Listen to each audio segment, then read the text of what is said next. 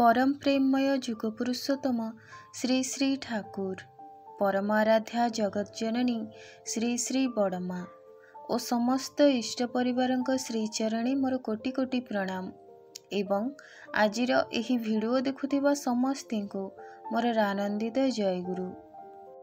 आजिर इष्ट प्रसंग शेष पर्यंत शुणिबाकु चेष्टा करिवे।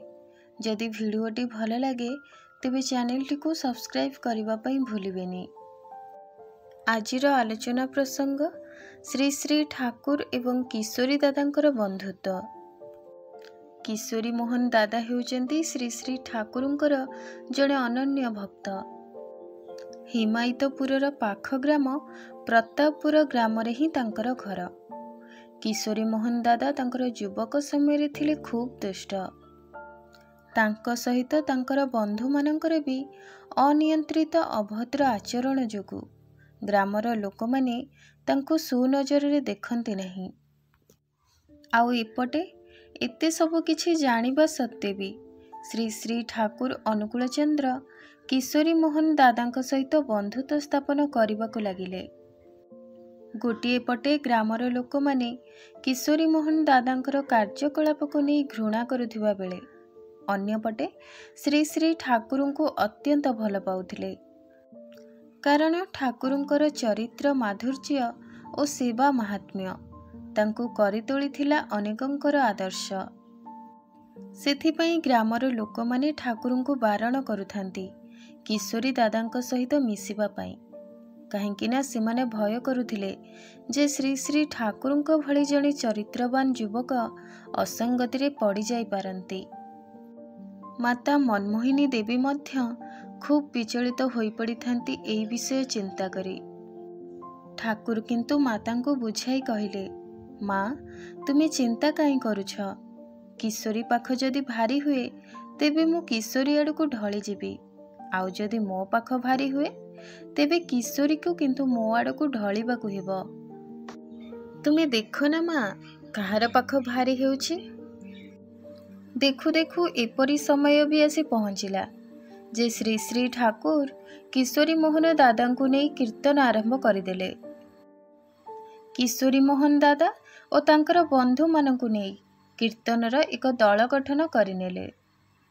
धीरे धीरे श्री श्री ठाकुरंकर संग लाभ और प्रचेष्टारु किशोरी दादा और तांकर बंधु माने कीर्तनर अनुरागी हेले।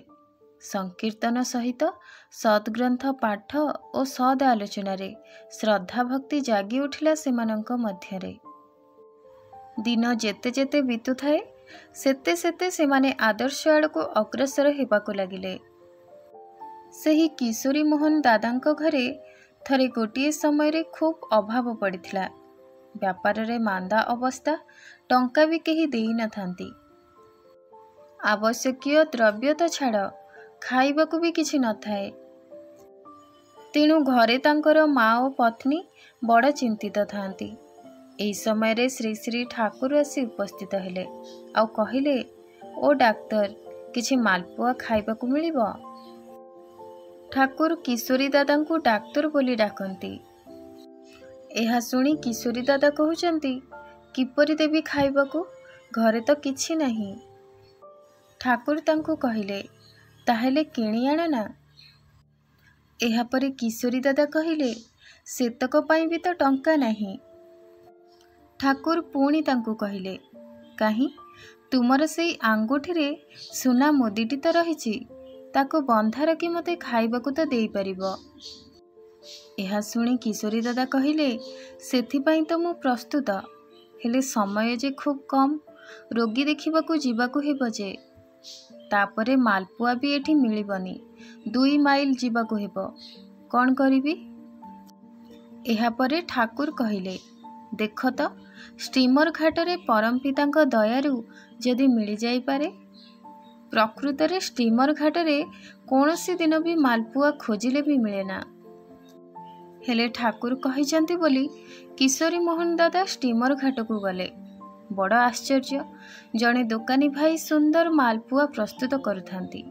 तेणु निजर मुदीटी को बंधक रखी किशोरी मोहन दादा ठाकुरंक पई मालपुआ किणी नहीं आसिले। ମାଲପୁଆ ଖାଇସାରି ଠାକୁର ଶୀଘ୍ର ହିଁ ଘରକୁ ଫେରିଗଲେ।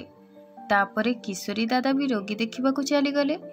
ଦ୍ୱିପ୍ରହର ବେଳକୁ ଘରକୁ ଫେରି ଦେଖନ୍ତି ସେଦିନର ରୋଜଗାର ଓ ଆଗରୁ ପାଇବାକୁ ଥିବା ଟଙ୍କା ସବୁ ମିଶାଇ ବେଶ କିଛି ଟଙ୍କା ଉପାର୍ଜନ ହୋଇଛି।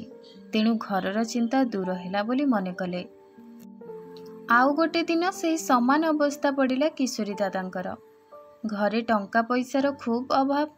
ସେହି ସମୟରେ ଠାକୁର କିଶୋରୀ ଦାଦାଙ୍କୁ କିଛି ମାଗିବାରୁ ସେ ସଙ୍ଗେ ସଙ୍ଗେ ନିଜର ସେହି ଆଙ୍ଗୁଠିର ମୁଦିଟିକୁ ବନ୍ଧକ ରଖି ଠାକୁର ଚାହିଁଥିବା ଜିନିଷଟିକୁ ଆଣି ଠାକୁରଙ୍କୁ ଦେଲେ।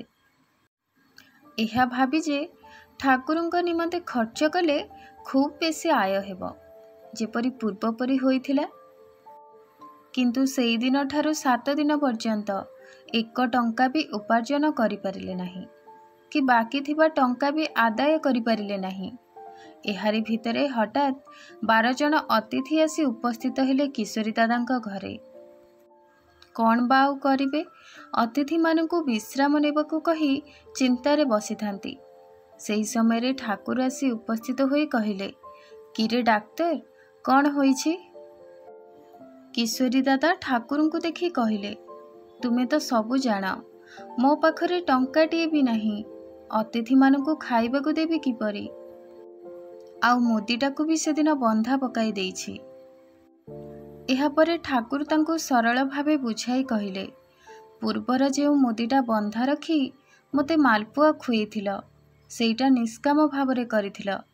ହେଲେ ତାପରେ ଯେବେ ମୁଦିଟା ବନ୍ଧକ ରଖିଲ, ସେଦିନ ତୁମେ ଲୋଭର ବଶବର୍ତ୍ତୀ ହୋଇ କରିଲ। ତୁମର ଏହି ଲୋଭ ପାଇବାର ଆଶା ପାଇଁ ହିଁ ଏହିପରି ଅବସ୍ଥା। ମନରେ ବାସନା ରଖି କାର୍ଯ୍ୟ କରିବାରୁ ଆଜି ଏ ଦୁର୍ଦ୍ଦଶା। ପ୍ରତିଜ୍ଞା କର, ଆଗକୁ ଏପରି ମନରେ ବାସନା ରଖି କାହାରି ପ୍ରତି କିଛି କରିବାକୁ ଯିବ ନାହିଁ। କିଶୋରୀ ମୋହନ ଦାଦା ବି ସେଦିନ ଠାକୁରଙ୍କର କଥା ବୁଝି ପ୍ରତିଜ୍ଞା କରିଥିଲେ ଠାକୁରଙ୍କ ନିକଟରେ। ଏହାପରେ ଠାକୁର ଅତିଥି ସତ୍କାର ନିମନ୍ତେ ସମସ୍ତ ବନ୍ଦୋବସ୍ତ କରିଦେଇଥିଲେ। ଏହି ଆଲୋଚନା ମାଧ୍ୟମରେ ଏହା ବୁଝିବାକୁ ସହଜ ହୁଏ ଯେ ଆମର ବନ୍ଧୁ ଯଦି କୁପଥରେ ଯାଏ ଆଉ ଆମେ ଯଦି ତାକୁ ଫେରାଇବାକୁ ଚେଷ୍ଟା ନ କରନ୍ତି ବା ତ୍ୟାଗ କରନ୍ତି, ତାର ଶାସ୍ତି କିନ୍ତୁ ଆମକୁ ବି ତ୍ୟାଗ କରିବ ନାହିଁ। ଏହା ଠାକୁର ପବିତ୍ର ସତ୍ୟାନୁସରଣରେ ଆମକୁ ବୁଝାଇବାକୁ ଚାହିଁଛନ୍ତି। ଆଜିର ଆଲୋଚନା ଏଇଠାରେ ଶେଷ କରୁଛି।